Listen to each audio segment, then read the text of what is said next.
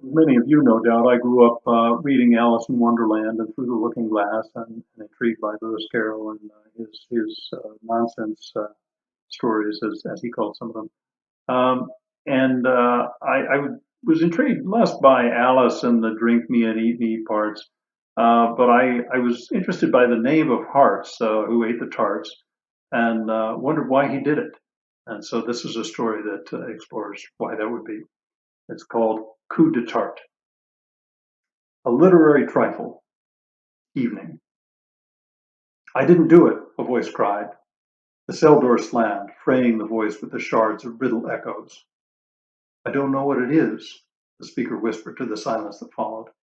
He leaned forward against the chains that held him upright, arms outstretched like a martyr fresh from temptation.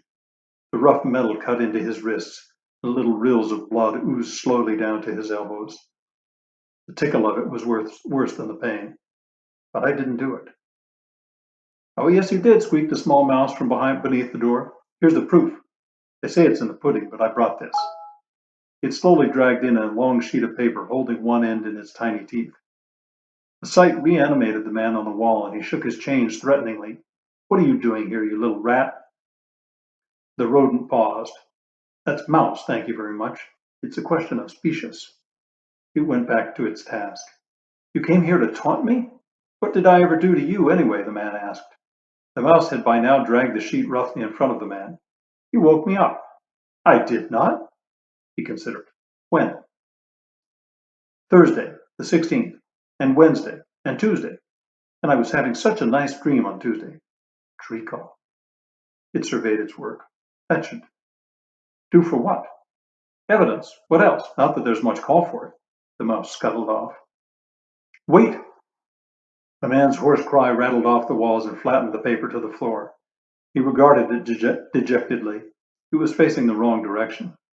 He twisted to the right so that he could angle his head down, but still couldn't read the writing. He twisted to the left, but that was worse. At last, he simply hung forward in his chains, ignoring the pain in his shoulders as he strove to make sense of the upside-down cursive. Here, it's easier in text, but it's basically some of Lewis Carroll's phrases backwards. Between yourself and me, a secret kept from all the rest. No, that's backwards. Best start at the top. I mean the bottom. Right to left. My right, he clarified to no one in particular. They told me you had been to her and mentioned me to him. Why, it makes no sense. How can this be evidence? And of what? He read the rest in silence. It makes less sense now that I've read it, he told himself at last. It seems to be a letter. He examined it again. It doesn't even look like my writing, he protested to the empty cell. He turned his head again. I think. He straightened again to ease the pain in his shoulders. If it's a letter, he wondered aloud, whom is it from? Who are all these people? And why would they do this to me? Suddenly he leant forward again, examining the paper carefully. Ha! He cried, throwing his arms forward. The action slammed his head back against the wall, and he paused for a moment to shake the stars loose. I bet it's that stupid servant, or his brother, just because I reported them malingering. He winced as he felt the lump growing on his head. Who ever heard of rest breaks for servants?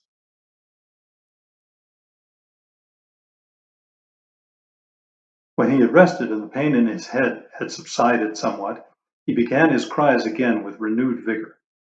I was framed. It was the twins. They set me up. It's all a plot, a conspiracy of clowns. No one listened, but they did it for hours. At last, his strength ran down again, and he quieted before giving voice again to his most fundamental question. Why was she so angry? 6 a.m. that morning. The dawn shone warm through the windows, tinting marble floors with a rosy glow. A quiet song on her lips, a young woman danced into the room and flung the casements open. Oh, I do love the morning, she cried to the sage and rosemary in the kitchen garden outside. They waved gently and she smiled back. But I mustn't be distracted. The king will be up soon and he'll want his breakfast. So saying, she wound flowing red hair around the spikes of a golden coronet and rolled up the sleeves of her dress. A fire warming the oven, a dusting of flour on the broad wooden table, and the baking had begun. 6:35 a.m. Well, that's what I mean, she said. It's very strange. They were right here. I just stepped out for a moment for the pepper, and when I came back, they were gone.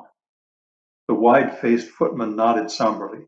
Assuredly, Your Majesty, this is a serious case. We will investigate thoroughly. Well, yes, I mean, though it wasn't jewels or anything. Any theft from the palace is treasonous, madam. It is a capital offense. The footman's broad mouth turned down even further. Is it? I mean, well, just a few baked goods after all, isn't it? Probably some of the local children. Let's just let it go, shall we? 7:40 a.m. A fresh breeze blew the scents of the summer into the broad kitchen. It slowed to ruffle the hair of the queen, hard at work rolling dough, and she tossed her head fetchingly. With a distracted glance at the oven, she wiped floury hands on her apron. There's still time, she said confidently to the large cat lying on the windowsill. He twitched his tail, but kept his eyes closed. Henry does like to lie in on a Sunday, and he does so like a treat in the morning. The young queen gave the dough one last roll and began cutting circles from it. These should be ready just in time. 8:50 a.m. Oh, Henry, I'm so sorry. I got up extra early just to make them for you. I really did. Carefully painted fingernails stroked gently through a man's short hair, thinning a little where the crown pressed against it. There was an unintelligible mumbling.